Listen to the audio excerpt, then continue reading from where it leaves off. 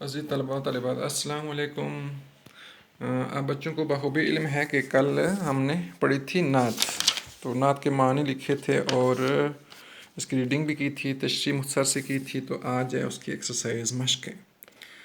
تو اس کے کہتے ہیں مشق میں کہ نعت کے مطابق درج ذیل سوالوں کے جواب لکھیں۔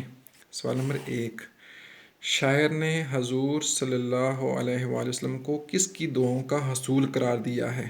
آسان ہے۔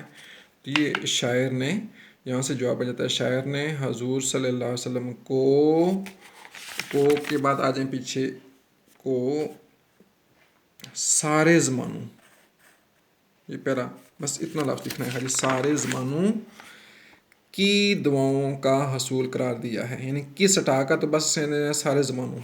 شاعر نے حضور صلی اللہ علیہ وسلم کو سارے زمانوں کی دعاؤں کا حصول قرار دیا ہے۔ آسان ہو گیا جواب۔ نمبر 2 بے، کس کی نعت بارگاہ نبوت میں قبول ہوتی ہے؟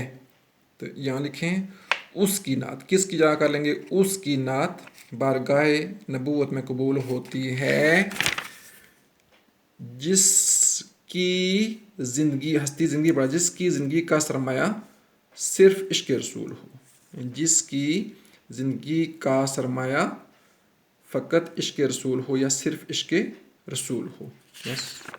نمبر 3، حامد و محمود سے کون سی ہستی مراد ہیں؟ تو ذرا نعت ہے، تو حامد و محمود سے مراد حضور صلی اللہ علیہ وسلم ہیں، نبی پاک صلی اللہ علیہ وسلم ہیں۔ سوال نمبر 4، حضور صلی اللہ علیہ وسلم کے لبوں کی حرکت کو کیا کہا گیا ہے؟ تو یہاں سے لیں گے حضور صلی اللہ علیہ وآلہ وسلم کے لبوں کی حرکت کو اجت، یہاں کامہ کر دیں، واو اٹھا دیتے ہیں، اجت، آئین اور اصول کہا گیا ہے۔ سوال سے لیا کہ حضور صلی اللہ علیہ وسلم کے لبوں کی حرکت کو اجت، کامہ، آئین اور اصول قرار دیا گیا ہے۔ یہ لکھا ہوا ہے، قرار دیا گیا ہے، کہا گیا ہے کی بات ہے۔ معراج بشر کسے قرار دیا گیا ہے؟ تو یہ اسی شعر میں اب لکھا ہے، معراج بشر نبی پاک صلی اللہ علیہ وسلم کے نقش قدم کو قرار دیا گیا ہے۔ معراج بشر آپ صلی اللہ علیہ وسلم کے نقش قدم کو قرار دیا گیا ہے۔ اور کہتا ہے پھر کہ شاعر کے یہ سوال پوچھتا ہے کہ آخری شعر میں شاعر نے کیا دعا کی ہے؟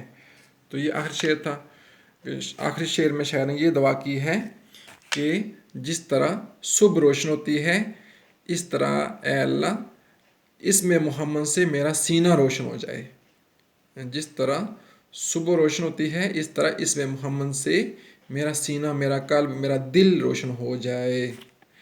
تو یہ سوال ختم ہو گئے۔ پھر کہتا ہے نعت کے مطابق درست جوابات کی یا جواب کی نشاندہی ٹک کے نشان کے ساتھ کریں، ٹک لگائیں۔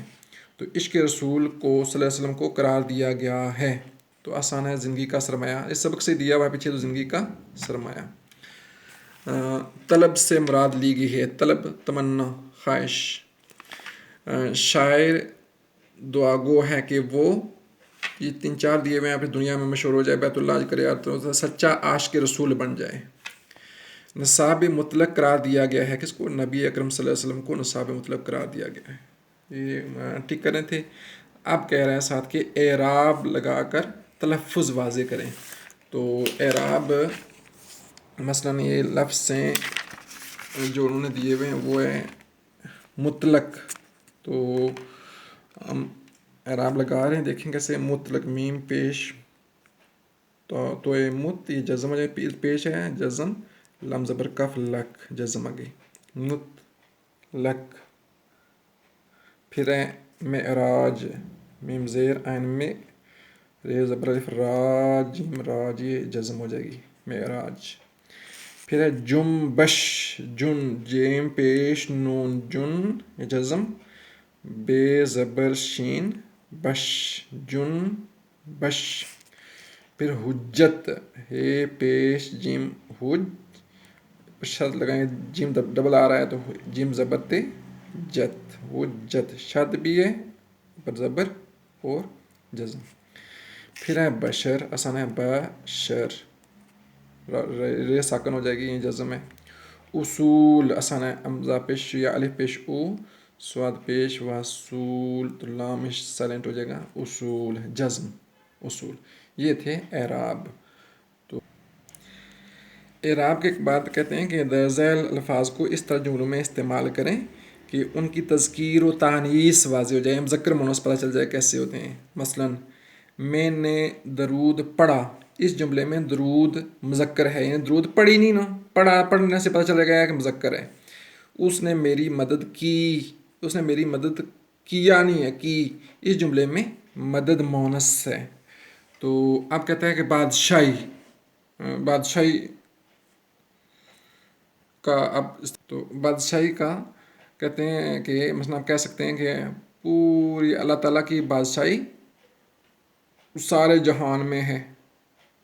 تو کی بادشاہی سے پتہ چلتا ہے کہ یہ کیا ہے، مونث ہے لفظ. اچھا مونث کے نیچے زیر لگاتا جاتا ہوں. بازار، تو ہم کہتے ہیں بازار صبح 9 بجے بند ہو جاتا ہے، جاتی ہے نہیں نا، جاتا ہے، تو پتہ چلتا ہے کیا ہے، پھر یہ مذکر والے کو اوپر لگا دیتے ہیں. زخم، تو اس کا زخم بھر آیا، کہتے ہیں اس کا زخم بھر آیا، اس کا زخم تو ہے کہ بھر آئی نہیں بلکہ بھر آیا، تو کیا ہو گیا یہ مذکر.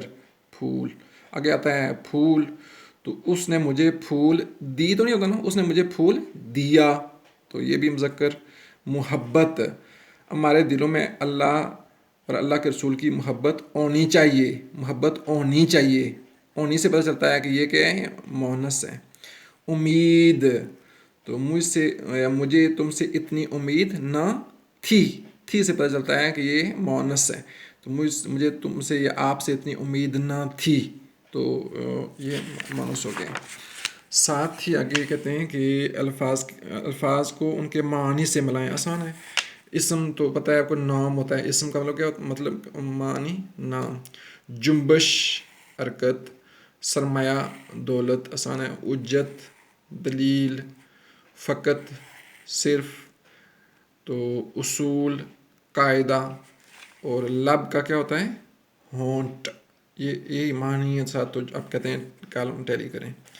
پھر کہتے ہیں درج ذیل الفاظ کو جملوں میں استعمال کریں. تو جملوں میں استعمال تو آسان ہوتے ہیں، خود کر بھی سکتے ہیں، لیکن چلو آپ کو بتا بھی دیتے ہیں. مثلا یہ الفاظ ہیں، کہتے ہیں سرمایہ، تو عشق رسول صلی اللہ علیہ وسلم زندگی کا سرمایہ ہے، میری زندگی کا سرمایہ ہے، لکھنے بھی سرمایہ ہے.